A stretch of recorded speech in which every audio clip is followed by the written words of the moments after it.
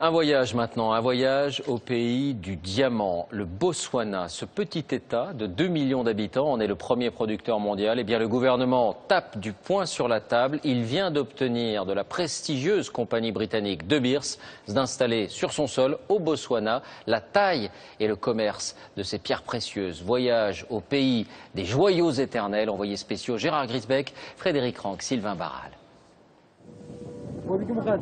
2 fois par semaine, c'est le même scénario.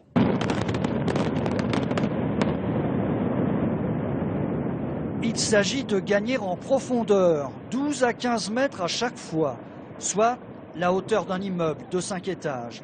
C'est comme cela qu'est extrait le minerai dans la plus grande mine de diamants au monde, 520 000 mètres carrés.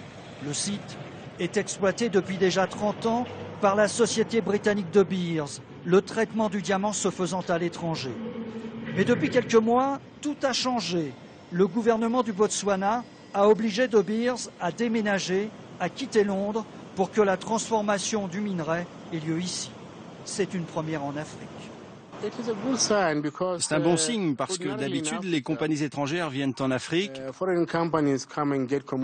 s'emparent des matières premières et repartent. Ce n'est qu'un début. À l'avenir, tout le travail du diamant se fera ici. Après 8 mois d'âpres négociations, De Beers a donc cédé. Le tri et le négoce se font ici. Chaque jour, ces experts qui trient le diamant en fonction de la grosseur et de la qualité de la pierre manipulent une fortune que l'on peut évaluer à plusieurs millions d'euros. Gaborone, la capitale, profite évidemment de cette manne. Une vraie ville moderne est en train de naître. En plein boom économique, le Botswana jouit de sa bonne réputation. Pays démocratique, il n'est quasiment pas touché par la corruption. Résultat, une trentaine de PME s'est installée ici pour se rapprocher du lieu de production. Comme cette filiale du groupe Lazare que dirige Alfred Doubé, il a favorisé l'emploi local. La plupart de nos employés sont botswanais. Ils ont été formés ici pour la coupe et le polissage du diamant. Maintenant, ils ont un vrai métier. C'est très important pour le Botswana. Tout commence par cet ordinateur qui analyse la pierre brute pour optimiser la taille. Si besoin, il est possible de la découper au laser grâce à cette machine pour faire 2 diamants, une opération qui peut durer 8 heures car la pierre est très dure.